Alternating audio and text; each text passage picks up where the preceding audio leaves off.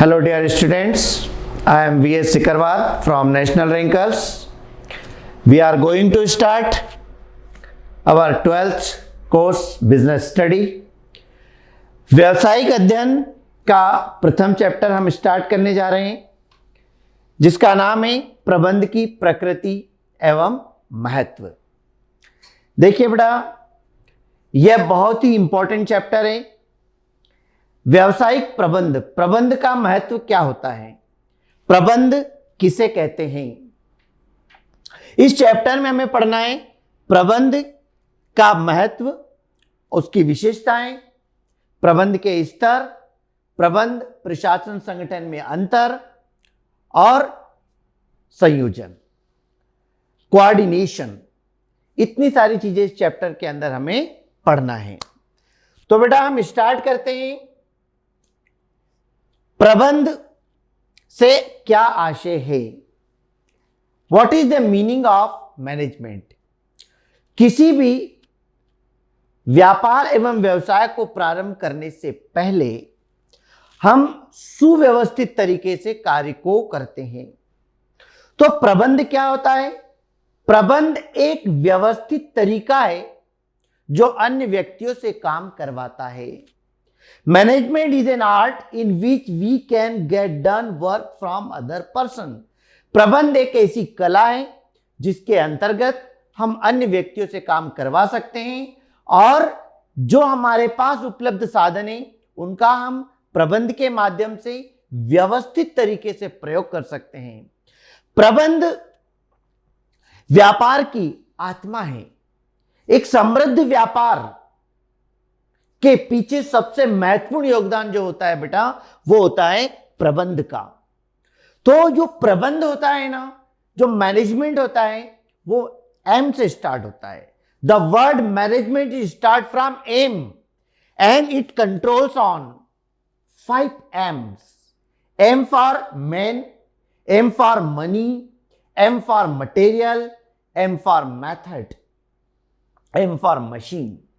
मतलब आपकी ऑर्गेनाइजेशन के अंतर्गत ये जो 5 साधन है, इन सभी पर व्यवस्थित रूप से नियंत्रण रखना ही प्रबंध कहलाता है और इसी के माध्यम से हम व्यापार में अधिक से अधिक सफलता प्राप्त कर सकते हैं। प्रबंध एक व्यापक शब्द है जिसे आधुनिक समय में कई अर्थों में प्रयोग किया जाता है।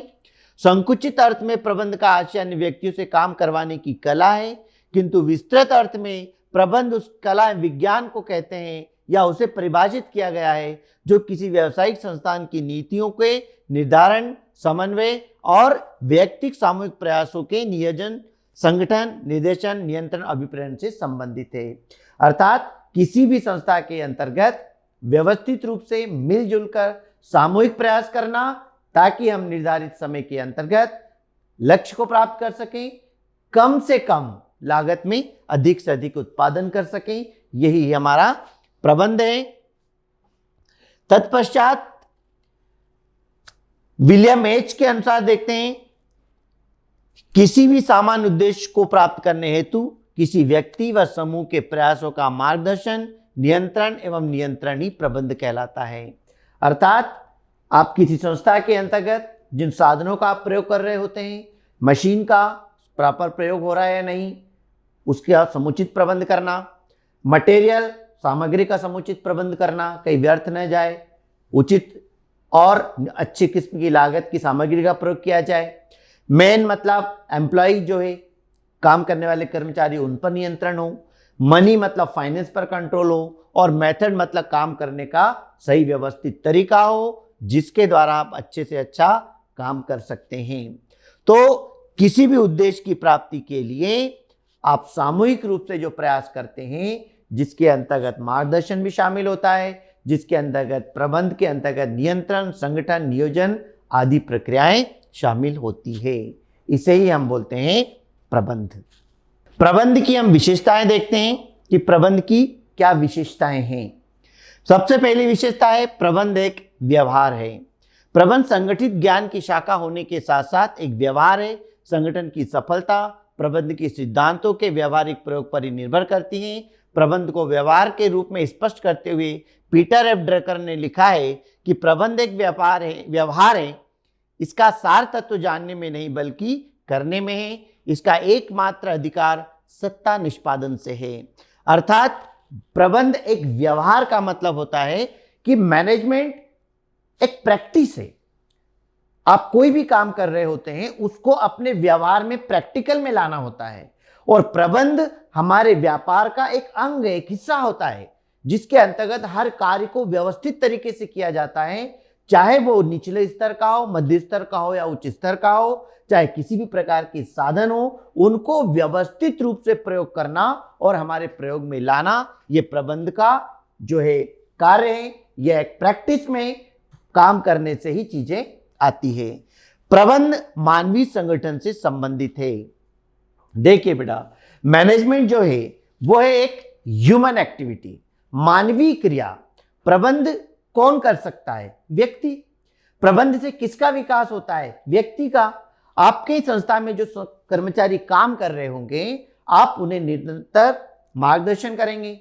मार्गदर्शन करके कर्मचारी उस चीज को ग्रहण करते हैं, आदेश का पालन करते हैं और फिर उस अनुसार कार्य करते हैं। प्रबंध भी एक सोची समझी एक व्यवस्थित योजना है। ये एक मानसिक क्रिया है, और जो कि केवल व्यक्ति के द्वारा, ह्यूमन के द्वारा ही की जा सकती है। जितने भी नॉन लिविंग थिंग्स आपकी है, इन वस्तुओं का आप उपयोग कर सकते हैं, लेकिन ये वस्तुएं स्वयं अपना कोई काम नहीं करेंगी। इनको प्रयोग में लाने का कार्य एक व्यवस्थित प्रबंध के अंतर्गत किसका होता है? मनुष्य का होता है। इसलिए इसकी विशेषता है कि यह कौन सी एक्टिविटी है? ह्यूमन एक्टिविटी है, एक मानवीय क्रिया है। तत्पश्चात बेटा, प्रबंध एक प्रक्रिया है। Management is a process. प्रक्रिया का मतलब होता है कि मैनेजमेंट एक सिस्टम से कार्य करने वाला एक व्यवस्थित तरीका, एक रूपरेखा तैयार करता है। तो प्रबंध संस्था के भौतिक और मानवीय साधनों को संयोजित करके निर्धारित लक्ष्य को प्राप्त करने की एक प्रक्रिया है। मतलब भौतिक साधन जो हमारे पास उपलब्ध है, मानवीय साधन जिसमें कर्मचारी आते हैं, ह्यूमन बीइंग आते हैं, दोनों मिलकर के संयोजित रूप से संस्था के लिए काम करते हैं, जिसके द्वारा हम हमारे निर्धारित लक्ष्य को प्राप्त कर सकते हैं।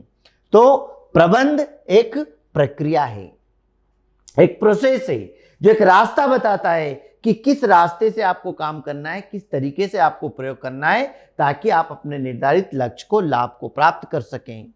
प्रबंध एक सामाजिक प्रक्रिया है। प्रबंध को एक सामाजिक प्रक्रिया माना गया है क्योंकि इसमें व्यक्तियों के अंतर्गत संबंधित सम्मिलित किया जाता है।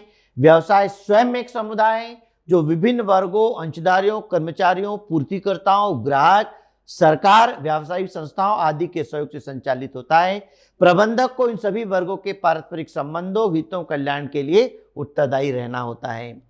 इसको सामाजिक प्रक्रिया इसलिए कहा गया है क्योंकि प्रबंध के द्वारा जो भी कार्य होता है उससे संस्था की सफलता और असफलता निर्भर करती है। जब कोई संस्था सफल होती है तो उसका लाभ समाज को मिलता है, समाज का जीवन स्तर ऊंचा होता है, लोगों को जो है रोजगार के अवसर उपलब्ध होते हैं, उनकी उपलब्ध वस्तुएं उन्हें प्राप्त होती है। इसलिए प्रबंध केवल आपके व्यापार के लिए ही आवश्यक नहीं है। प्रबंध एक सामाजिक प्रक्रिया हो गई है जिसके द्वारा उस व्यवसाय के दायित्वों का निर्माण होता है, उस व्यवसाय के उत्तरदायित्वों का हम सफलतापूर्वक निर्वाह कर सकते हैं। प्रबंध के माध्यम से हम उद्योग को, संगठन को इतना सक्षम बना सकते हैं कि उसका लाभ हमें, हमारे कर्मचारियों को और संगठन को तो मिलेगा ही मिलेगा, साथ ही अगर कुशल प्रबंध है तो उसका लाभ समाज को, देश को भी प्राप्त होता है और सभी का जीवन स्तर ऊंचा उठता है।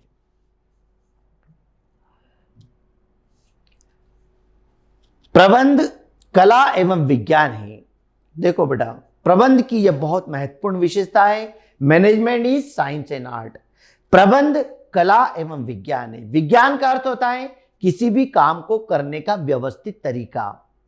विज्ञान के द्वारा बनाए गए नियम सत्य होते हैं, सत्यता पर आधारित होते हैं और उनके आधार पर हम काम करते हैं। तो जिस प्रकार विज्ञान के कुछ निश्चित नियम होते हैं, सिद्धांत होते हैं जो सभी के द्वारा मान्य होते हैं, हमारे प्रबंध के अंतर्गत भी व्यवस्थित सुसंबंधित नियम होते हैं जो विद्वानों द्वारा बनाए गए होते हैं, जिनका हम सभी पालन करते हैं, और उसके आधार पर जब हम काम करते हैं तो सही दिशा में हमारा व्यापार, हमारा संगठन प्रगति करता है। और प्रबंध एक कला है। कला अर्थात काम करने का व्यवस्थित तरीका। विज्ञान के नियम रास्ता दिखाते हैं, सिद्धांत बताते हैं काम कैसे करना है, किस प्रकार उनका प्रयोग करना है, और कला होता है उन नियमों को पालन करने का व्यवस्थित तरीका। तो जितना आप व्यवस्थित तरीके से, सैद्धांतिक रूप से, व्यवहारिक रूप से इन नियमों का जो है पालन करेंगे तो उसे ही हम बोलते हैं विज्ञान, उसको ही बोलते हैं कला। तो विज्ञान का अर्थ होता है व्यवस्थित ज्ञान। जिस प्रकार विज्ञान के कुछ निश्चित सिद्धांत और नियम होते हैं, हमारे प्रबंध के भी निश्चित सिद्धांत और नियम है जो सभी के द्वारा मान्य है, इसलिए प्रबंध भी एक विज्ञान है। और कला का अर्थ होता है कार्य करने का व्यवस्थित तरीका। इसलिए प्रबंध के जो भी नियम होते हैं, जो सिद्धांत होते हैं, उनको इस प्रकार लागू किया जाए जो कि हमारी संस्था के अनुसार हो, और कुशलता पूर्वक उनका प्रयोग करके हम उन्हें व्यावहारिक रूप से लागू कर सकें और संस्था को उसका अधिक से अधिक लाभ हो सके। इसलिए प्रबंध न केवल कला है बल्कि विज्ञान भी है।